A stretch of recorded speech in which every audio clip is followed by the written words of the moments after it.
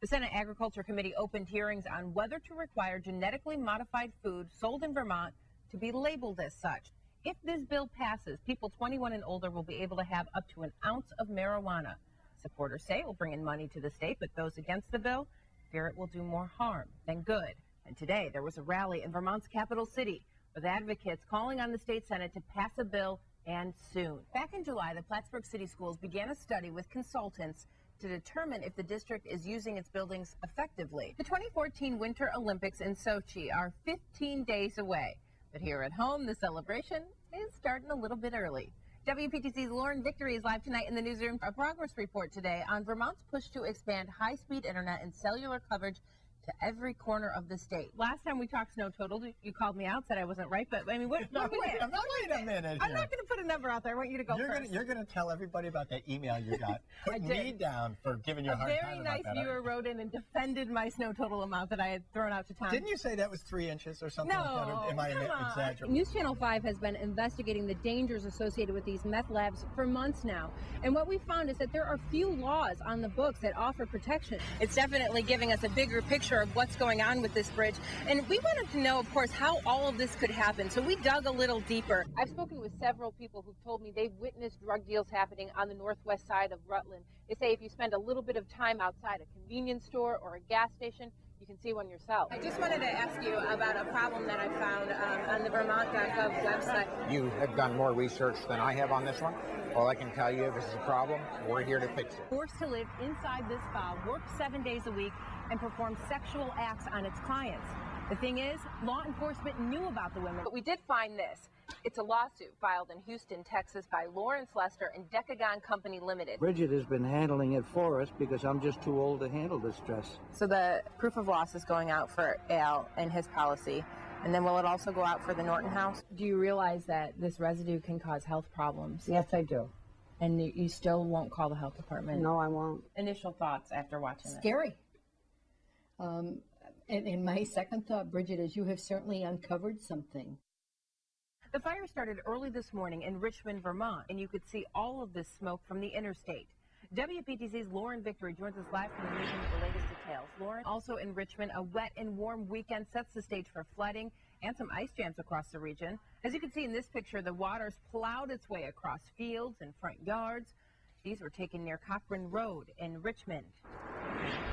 Time now to get a check of the forecast, and a lot of stuff going on this weekend with all of that rain we saw. It was super warm. It's still warm today. It is very warm out there. All right, thanks for that, Tom. WPTZ will keep you ahead of the weather. Use our mobile app wherever you are to get the latest information. Gives you free access to alerts, warnings, and, of course, the radar. On to the money beat now, the debate over raising the minimum wage. Many states just did, January 1st. But in Montpelier, expect a new debate over a much more significant boost. Today, Governor Peter Shumlin weighed in. WPTC's Stuart Ledbetter joins us tonight with that story. Stu, right, thanks for that, Stu. Just a recap now of the changing minimum wages all across the region. In New York, it's now $8 an hour. It's part of a bill passed by state lawmakers that will eventually increase the minimum wage to $9 an hour over the course of 3 years. And as you just heard, in Vermont, the minimum wage is now $8.73 an hour, which is a 13-cent increase. And in New Hampshire, the minimum wage remains at $7.25, which is the same as the federal standard. Meanwhile, lawmakers in New Hampshire's House are talking about legalizing pot. If this bill passes, people 21 and older will be able to have up to an ounce of marijuana. Supporters say it will bring in money to the state, but those against the bill fear it will do more harm than good. Jennifer Gannon from our sister station, WMUR, has the story. Authorities say a brother and sister under the age of 10 died after apparently getting trapped inside a hope chest in their Massachusetts home. Police responded to the Franklin home at about 8 o'clock on Sunday night after other family members found the kids together inside that chest. It could only be opened from the outside. Those children were taken to the hospital but did not survive. The chest was close to a TV that had the volume turned up really high.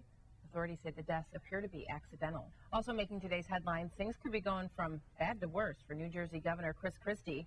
Federal investigators are now examining the state's $25 million tourism marketing campaign, a campaign that was paid for with Sandy recovery money. Now, this comes on the heels of the traffic jam bridge debacle. At issue now is a commercial that featured Christie and his family during an election year that was paid for with the Sandy recovery money. Broken pipes cost a library dearly. Thanks for staying with us tonight. I'm Bridget Shanahan. A water pipe burst at the Shelburne Memorial Library in Killington, damaging several historical items dating back as early as the 19th century. WPTZ's Ashley Allen joins us live now from the Upper Valley Newsroom with more on what happened. WPTZ will keep you ahead of the weather. Use our mobile app wherever you are to get the latest. It gives you free access to alerts, warnings, and, of course, the radar. Well, big news coming from Congressman Bill Owens. He announced he will not be seeking re-election this fall. The three-term North Country Democrat said he'd like to spend more time with his family. Owens released a statement this afternoon. In part, he said, "It's time for me to undertake new endeavors and spend more time with my family.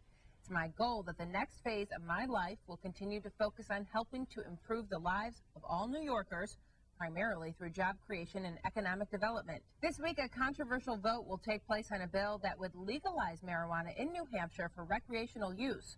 Bills like this one have been introduced before, only to meet quick defeat. And while supporters hope the renewed attention brought by other states might make a difference, Governor Maggie Hassan is nipping this one in the bud. Josh McElvin from our sister station WMUR has a story. It's also worth noting that it's unlikely this bill would even make it to the governor's desk anyway, as the Senate rejected a similar proposal last year.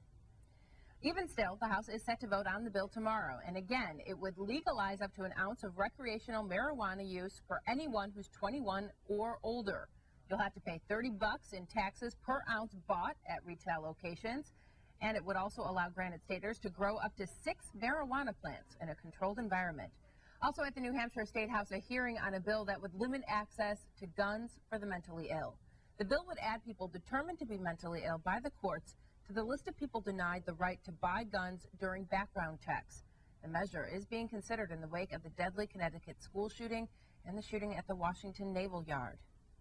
A vote is expected tonight on the multi-million-dollar Burlington school budget and a property tax hike. Here's WPTC's David Charnes with a look at what we're working on for Nightcast.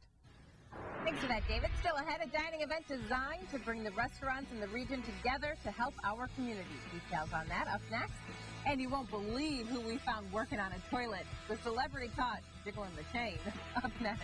Speaking of the website, the story you may have seen first online. Yeah. I love this one. Yeah. Oprah Winfrey proves she is not afraid to get her hands dirty. Her best friend Gayle King posted this picture on Instagram. All right, here's the deal. The picture shows the Queen of Talk apparently fixing one of the toilets at one of her, did you hear what I just said? At one of her houses. At one of her many homes. Yes, we don't know which one. The caption reads, "Stars, they are just like us. Oprah at her other job, plumber. Who knows how to fix the toilet?" Turns out she couldn't actually fix it. It wasn't jiggling the handle, but I love it. You see that picture and you immediately know, oh, that's Oprah. Yeah, I know. She's one of the most identifiable people in the world, and I love that she just is going to try and fix that toilet. Is there